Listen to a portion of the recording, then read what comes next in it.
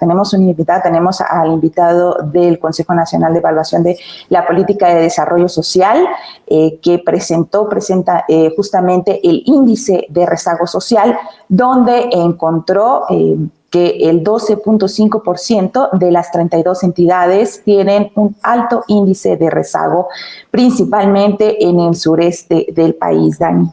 Así es, tenemos el honor de presentar al presidente ejecutivo del Coneval, al doctor José Nabor Cruz, para preguntarle algunos temas sobre este índice que dio a conocer y también sobre algunos otros relacionados con pobreza. De acuerdo con los datos que presentó ayer el Consejo, son 7,741 localidades las que están en esta situación.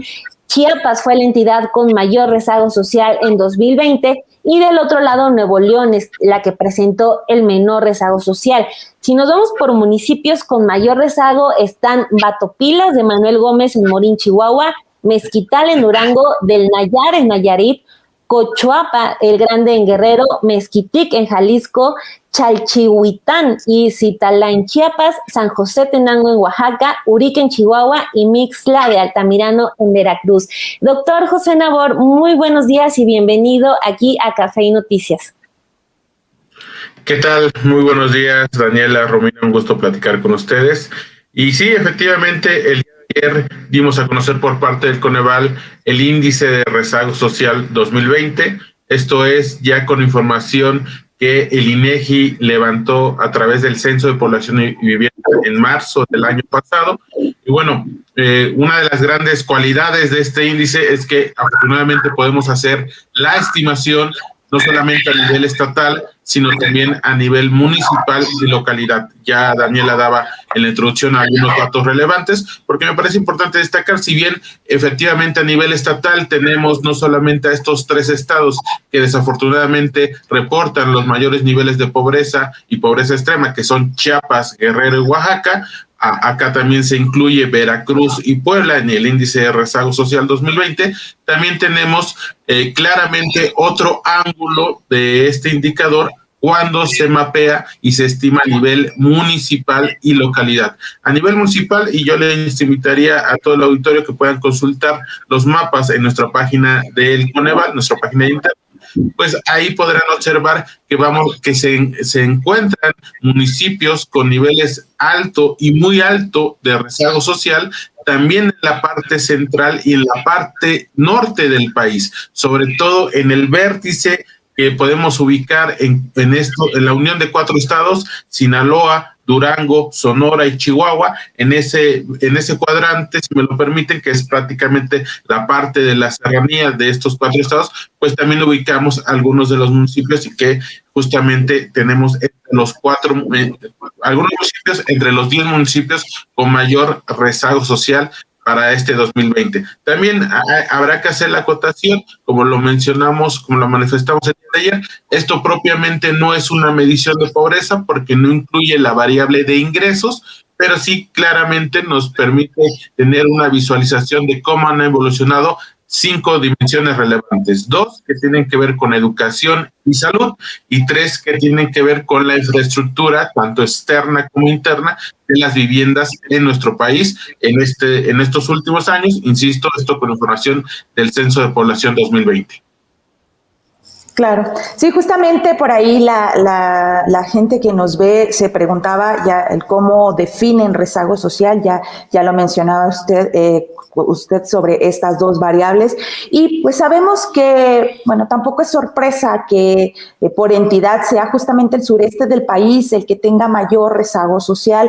¿Y qué está pasando con esta zona? ¿Cómo va la recuperación focalizada del presidente justo en esta zona, esta recuperación focalizada que anunció el presidente desde que llegó a su gobierno? Bueno, de entrada claramente también hay heterogeneidad en los estados sureños del país. Es muy diferente hablar de estados como Quintana Roo y Yucatán, contrastándolos con Tabasco y Chiapas. Sobre todo Chiapas, me parece que desafortunadamente aún tenemos rezagos importantes, al menos en estas variables que estamos tomando en consideración para la construcción de este índice. Claramente Chiapas, Campeche, Quintana Roo tienen otra dinámica, sobre todo en temas de educación y salud, pero si revisamos cada una de las 11 variables que nosotros ocupamos para este índice, pues desafortunadamente a nivel estatal Chiapas sí se encuentra ubicado en los primeros lugares, sobre todo en temas de rezago educativo. Si ustedes, y reitero la invitación al público que nos acompaña, a revisar algunos indicadores como son los de rezago educativo en cuestión de las personas que desafortunadamente de 6 a 14 años que no asisten a la escuela, pues es Chiapas quien se ubica en primer lugar, o bien también en cuanto a la población de 15 años o más que no cuenta con la instrucción área terminada, pues también de nueva cuenta Chiapas se ubica con el estado con mayor porcentaje de esta población, 48.1%, contrastando con el promedio nacional, que es alrededor del 29%. Insisto, ciertamente hay bastante heterogeneidad en el sureste, con menores indicadores o menores niveles. Podemos ubicar sobre todo Yucatán, que de los estados es no solamente en términos de pobreza multidimensional, sino también rezago social, pues un estado que tiene menores niveles de rezago, insisto, comparándolo sobre todo con Chiapas. Ahora, doctor, con estos nuevos datos de rezago social, ¿cómo ve usted que va a ser este camino para revertir los efectos pues de esta situación y además sumados los efectos de la pandemia que ya también vimos con datos del Coneval, pues sí tiene un efecto directo en la pobreza en México? Claro que sí. Justamente nos parece que ya este indicador nos está dando ya un preámbulo de lo que probablemente estamos presentando y estimando en agosto de este mismo año, ya ahí sí, propiamente con los datos de pobreza multidimensional. En primera instancia, una información que vale mucho la pena compartirles. Esta información es a partir del Censo de Población y Vivienda, que como recordarán se levantó exclusivamente en el mes de marzo del año pasado, claramente en la frontera previo al inicio de toda la contingencia sanitaria. Pero para la medición de pobreza multidimensional que daremos a conocer este mismo año por parte del Coneval, se ocupará la encuesta nacional Ingreso-Gasto de los Hogares 2020, que el INEGI levantó entre agosto y diciembre del año pasado. Ahí sí vamos a tener claramente la incidencia de la pandemia. Pero yo les comentaba que este indicador, parte del índice de rezago social, tiene el ámbito de salud y sobre todo el porcentaje de población sin derecho a biencia en servicios de salud. Mientras que el promedio nacional es del 26%, sí podemos ver cuando lo desagregamos a nivel estatal, pues diferencias importantes. Michoacán es el estado con mayor población sin derecho a biencia, con un 37.6%, Estado de México con un 33.4% y Chiapas con un 32.7%, muy por arriba del promedio nacional. Las entidades con menores afectaciones en ese sentido es Chiapas con un 15.3%, Baja California Sur con un 16.2% y Colima con un 16.8%. Claramente esta es una variable que nos parece importante porque esto nos habla de que hay un porcentaje importante, en promedio nacional, una cuarta parte de la población que no cuenta o que no contaba en marzo de 2020 con una derechohabiencia a algún servicio de salud y que claramente en el tema de la pandemia, pues esto se pudo inclusive haberse incrementado. Entonces, esa parte es uno de los efectos de mediano y largo plazo que sin duda nos va a dejar esta pandemia. Y como ya les comentaba también, el tema de la educación, sobre todo este indicador de población de 6 a 14 años que en marzo de 2020 no asistía a la escuela, el promedio nacional es de 6%, pero Chiapas con ese 10% y Michoacán con ese 8%, pues me parece que también son entidades que requieren redoblar esfuerzos a nivel estatal para tratar de aminorar a esta deserción que pudo haber ocurrido derivado propiamente de la transición de la escuela física a la escuela a distancia que hemos tenido por la propia contingencia sanitaria. Claro. Doctor, El presidente la semana pasada justamente pedía a los partidos políticos que no trafiquen con la pobreza de la gente, esto pues a través de la entrega de despensas y otros artículos. Sabemos que, bueno, pues estamos en una época electoral, entonces si pudiera respondernos sobre esto, si hay desde el Coneval algún mensaje similar o algo sobre este tema.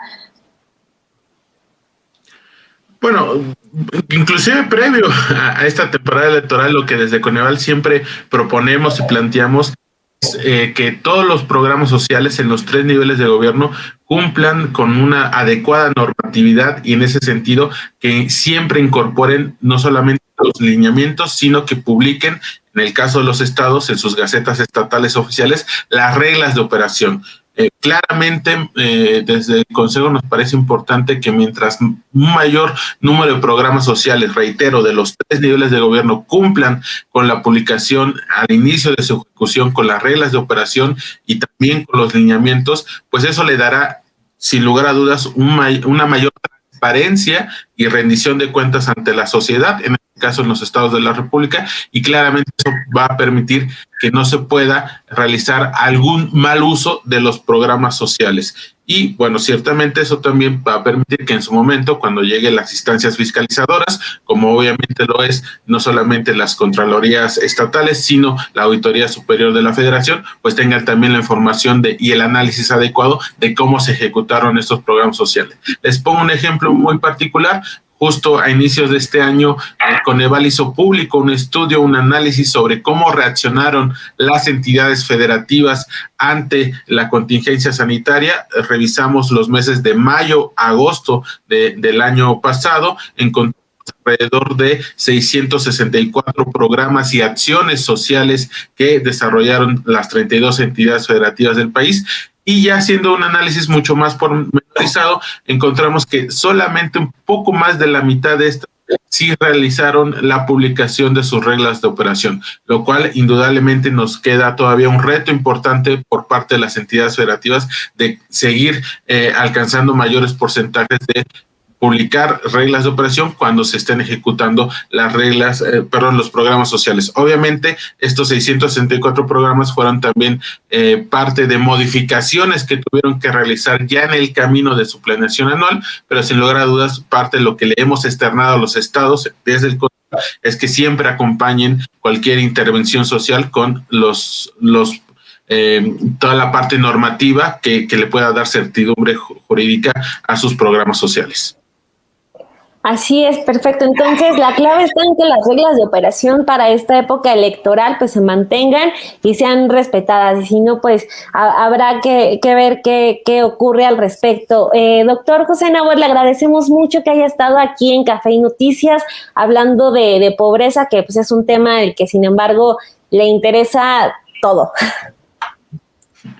No, al contrario, muchísimas gracias y reitero la invitación a que consulten todo su auditorio en nuestra página de internet. Tenemos mucha información, también tenemos el visor geoespacial de la pobreza y el COVID-19, que es una plataforma donde también pueden ir visualizando a nivel municipal cómo evoluciona los datos de la pandemia, derivado de la información de la Secretaría de Salud, con datos de rezago, marginalización y de pobreza. Entonces, en la página del Coneval tenemos bastante información que seguramente podrá ser de mucho interés para su auditorio.